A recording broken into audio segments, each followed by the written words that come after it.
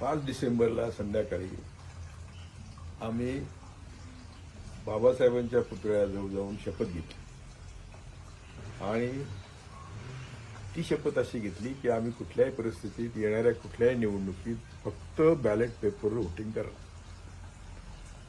असं घटनेचं प्रियांबल आणि तसं त्यांना सांगितलं आपण कोण आहोत, देशाचे मालक आहोत, आपण ठरवणार आहोत, प्रत्येकाचा पगार आपण देतोय. इलेक्शन कमिशनर असू नये तर प्रेसिडेंट ऑफ इंडिया असू नये तर आमचा तलाठी असो. त्यामुळं आम्ही देशाचे मालक आहोत हा आमचा लोकांच्या मनावर ठसवण्याचा प्रयत्न आहे. मी तसा हे आंदोलन 2013 पासून चालवतोय. 2013ला मी सुप्रीम कोर्टात पिटिशन केलं होतं आणि त्यानंतर वेळोवेळी अनेक लोकांना बरोबर घेऊन आम्ही आंदोलन केलं. आता आम्ही निर्धार केलेला आहे की आम्ही कुठल्याही परिस्थितीत बॅलेट पेपरवर व्होटिंग करणार आणि त्याची प्रेरणा आमची मार्केटवाडी आहे. त्यांचं आम्हाला कळल्यानंतर जर साध्या गावातले लोक आपले एवढे जर मनापासून लोकशाही वाचवण्यासाठी, संविधान वाचवण्यासाठी लढत असतील तर आपणही त्यांच्याबरोबर लढलं पाहिजे. म्हणून 7 तारखेला आम्ही मार्केटवाडीला गेलो.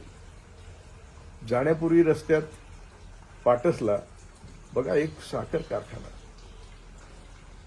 त्यांच्या कामगारांचे, रिटायर कामगारांचे पैसे देत नाही आणि ते किती वर्ष देत नाही? 9 वर्ष. त्या कामगारांचं 50-55 कोटीचं देणं आहे आणि मॅनेजमेंट काहीच बघत नाही. त्यामुळे तिथे जाऊन त्यांना आम्ही तुम्हाला कोर्टाची मदत देतो असे अश्युअर केलं आणि पुढे मरकडवाडीला गेलो. तिथे गेलो तर लोक तयारच होते, त्यांची सगळी तयारी होती. ते माझी वाट बघत होते कारण मी त्यांना कळवलं होतं आणि त्याचा मी व्हिडिओ केलेला आहे. परंतु मी खरोखर त्यांचं अभिनंदन करायला गेलो होतो, त्यांना सॅल्यूट करायला गेलो होतो की हे अप्रतिम काम आहे आणि याचा संदेश देशात गेला पाहिजे. त्यामुळे आम्ही त्यांना कबूल केलं की मी माझे दुसरे हायकोर्ट जज, रिटायर्ड हायकोर्ट जज आहेत नलावडे आणि मोहम्मद प्राचा, आम्ही तुमच्याकडे येतो. त्यांनी जे तुम्हाला व्होटिंगला बंदी केली ते बेकायदेशीर आहे, संविधानाच्या विरोधी आहे.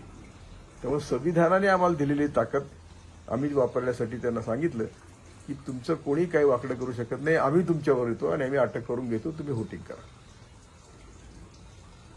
पुढे त्याच्यात अनेक राजकीय पक्ष आले, ते सगळे आमचेच लोक आहेत, आम्ही इंडिया आघाडीतच आहोत. पण त्यातून त्याला वेगळं वळण लागलं आणि ते प्रत्येक आंदोलनात होतच.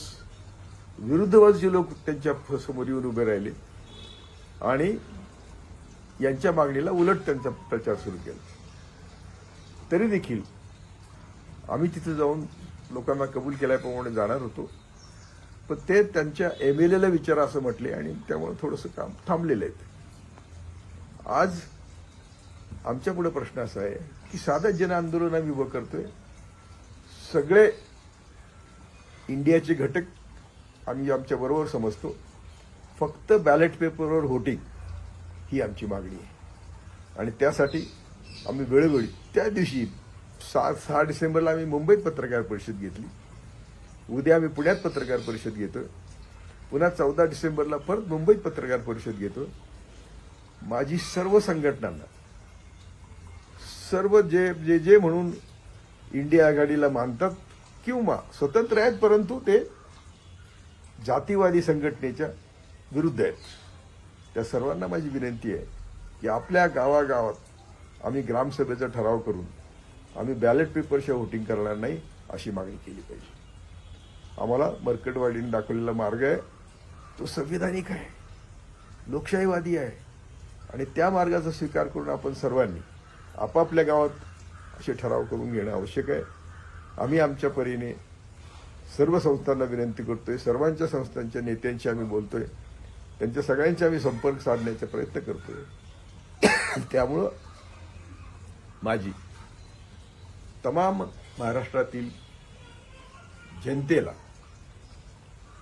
विनंती आहे की आम्ही सर्वांनी मिळून हा लढा सोपा केला पाहिजे. की आम्ही कोणाच्या विरुद्ध नाही, आम्हाला आमचं बॅलेट पेपरवर मतदान पाहिजे आणि त्यासाठी आम्हाला बॅलेट पेपर आमचं मत कुठे गेलं हे विचारण्याचा आम्हाला अधिकार आहे. तो आम्हाला दिला, संविधानाने दिले अधिकार आहे. त्याच्यासाठी आंदोलन करण्याचा अधिकार आम्हाला आर्टिकल 19ने दिलेला आहे, 19ने दिलेला आहे. आम्हाला अडचण काय?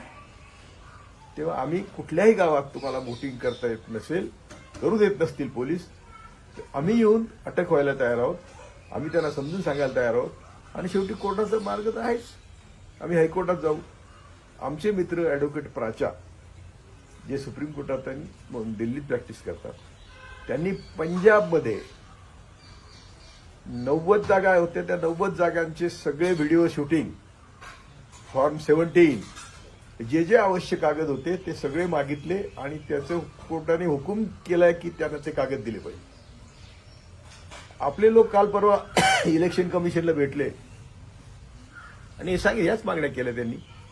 त्या मागण्याला इलेक्शन कमिशन म्हणतो की आम्ही 23 तारखेलाच सगळं व्हेरीफाय केलं, सगळं बरोबर होतं आणि म्हणून आम्ही तुम्हाला काही देऊ शकत नाही.